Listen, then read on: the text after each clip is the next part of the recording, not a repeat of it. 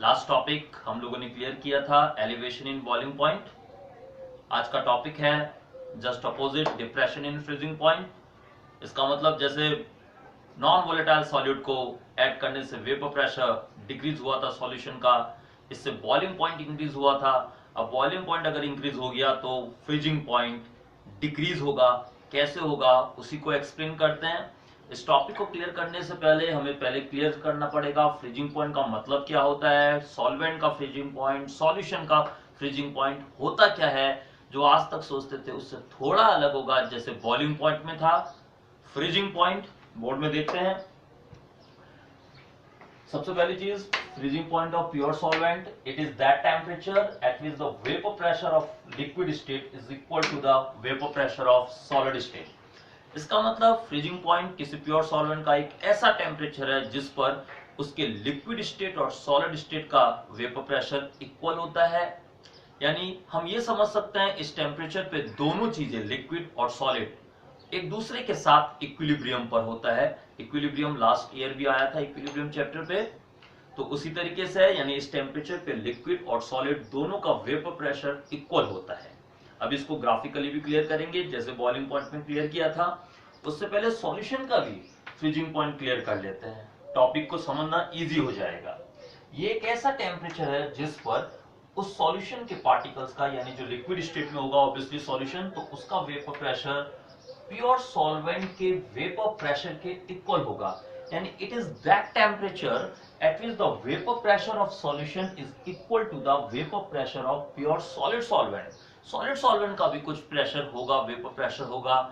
Solid solvent के particles भी sublimate हो रहे होंगे, वेपराइज हो रहे होंगे, तो उनका भी कम होगा, बट होगा कुछ ना कुछ वेपर प्रेशर जरूर होगा।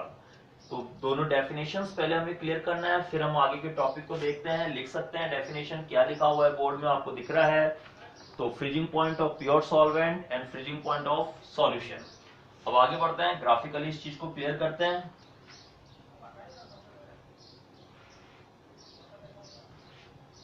ओके, तो फ्रीजिंग पॉइंट, ठंडा ठंडा फ्रीजिंग पॉइंट फील हो रहा होगा। तो देखते हैं क्या है। सबसे पहली चीज, हमने इस तरफ वेपर प्रेशर को रिप्रेजेंट किया और नीचे बच्चों की तरह लाइन भी टेढ़ी हो गई है, तो हमने नीचे बनाया टेम्परेचर को। दोनों के बीच में ग्राफ बनाते हैं, वेपर प्रेशर और टेम्परेचर। पहले सॉलिड सॉल्वेंट का ग्राफ बनाते हैं और प्योर सॉल्वेंट जो कि लिक्विड स्टेट में है उसका। टेम्परेचर बढ़ाने से ऑब्वियसली वेपर प्रेशर इंक्रीज होगा, तो ग्राफ ऊपर की ओर जाएगा इस तरीके से, लगातार ऊपर जा रहा है। इस पॉइंट पे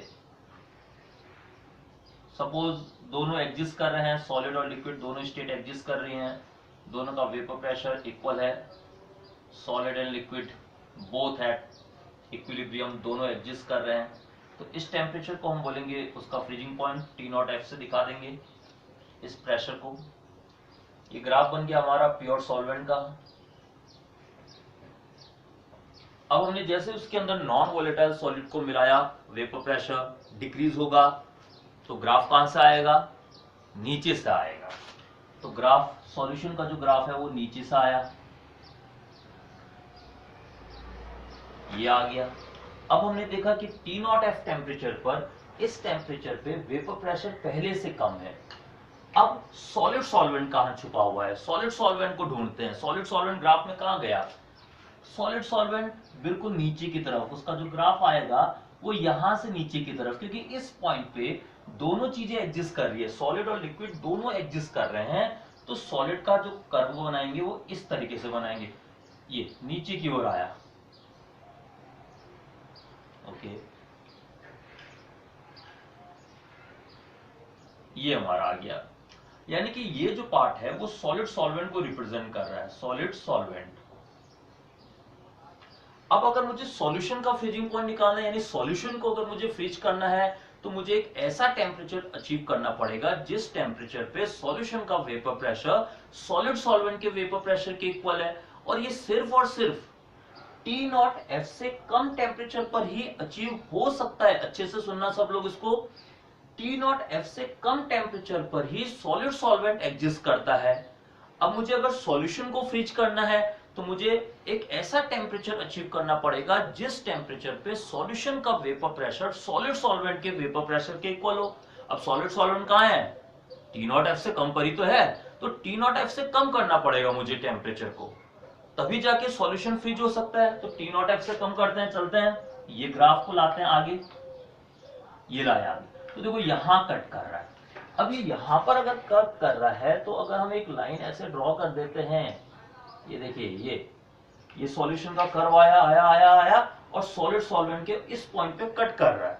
अब इस पॉइंट पे कट कर रहा है तो यहां पर अगर हमने देखा इस पॉइंट पे सॉलिड सॉल्वेंट और सॉल्यूशन का जो वेपर प्रेशर है इक्वल है, तो इस टेम्परेचर को अपन बोल देंगे सॉल्यूशन का फ्रीजिंग पॉइंट। ये ग्राफ इनका जो डिफरेंस आएगा डेल्टा TF वो हम निकाल सकते हैं इजीली, T0F माइनस TF। जैसे वहां फॉर्मूला बना था क्या, TB माइनस T0 भी यहां बन गया T0F माइनस TF। तो ये चीज हमारा क्लियर हो गया। देखिए तो यहां पर भी जब आपको एक्सप्लेनेशन मांगेगा बोर्ड में, ऐसे बोल के तो क्लियर होगा नहीं, वहां तो हमें लिखना पड़ेगा।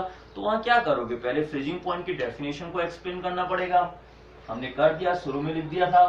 फिर आप उसको एक्सप्लेन करोगे कि फ्रीजिंग सॉल्यूशन का फ्रीजिंग पॉइंट अचीव करने के लिए हमें एक ऐसा टेम्परेचर रिक्वायर्ड होगा जहां पर सॉल्यूशन का वेपर प्रेशर और सॉलिड सॉल्वेंट का वेपर प्रेशर इक्वल हो। Solid solvent exist below T0F, so when we decrease the temperature below T0F, then solution achieve that vapor pressure at which their vapor pressure is equal to the solid vapor pressure of solid solvent। इसका मतलब sure है कि temperature तो decrease हुआ है, temperature को तो कम करना पड़ेगा सॉल्यूशन को अगर मुझे फ्रीज करना है तो पहले आप ऐसे एक्सप्लेन करोगे, फिर आप ग्राफिकली एक्सप्लेन कर सकते हो, एक सुंदर सा ग्राफ बना सकते हो।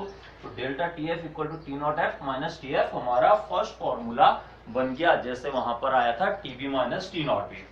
तो ये साथ साथ में लिख सकते हैं, ड्रॉ कर सकते हैं ग्राफ बहुत अच्छे से। ग्राफ बहुत इंपॉर्टेंट है इन टॉपिकों के लिए। आगे बढ़ते हैं। अब इसी चीज को हम एक्सपेरिमेंटली भी क्लियर कर सकते हैं।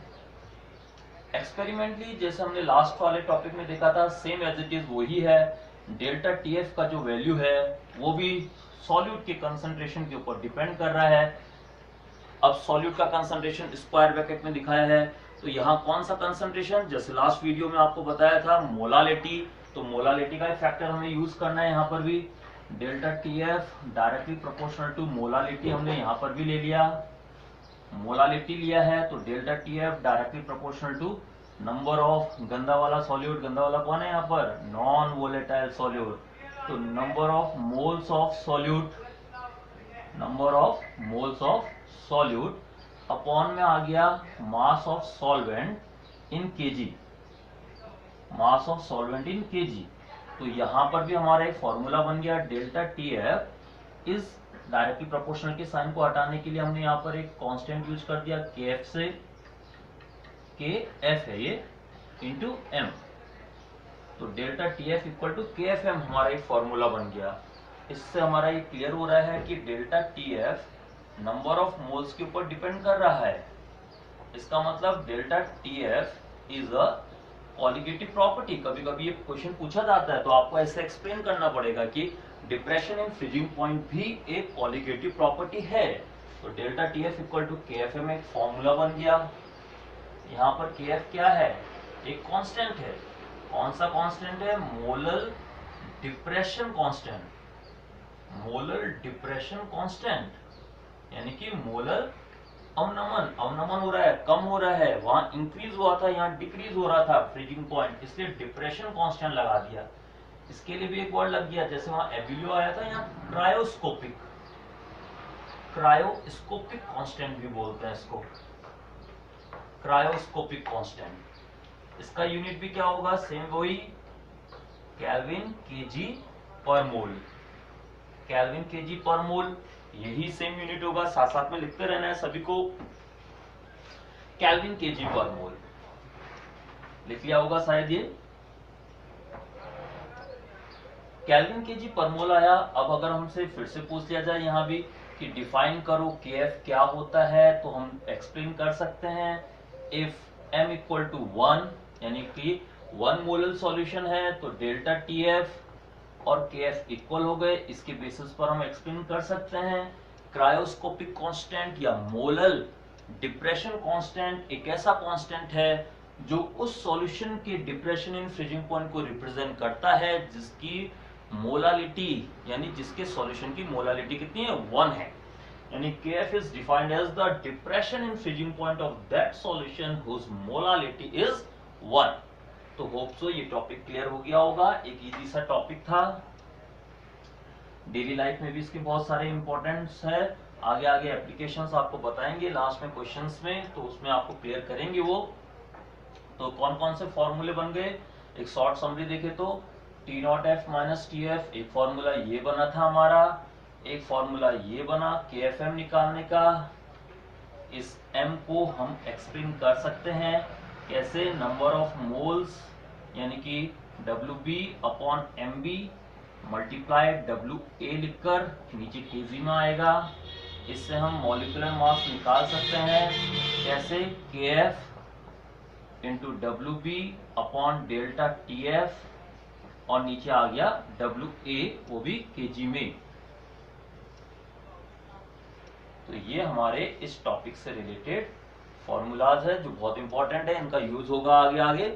डिप्रेशन इन फ्रीजिंग पॉइंट तो होप सो क्लियर हो गया होगा। नॉन वोलेटाइल सॉलिड को डालने से बॉइलिंग पॉइंट बढ़ता है, फ्रीजिंग पॉइंट डिक्रीज होता है।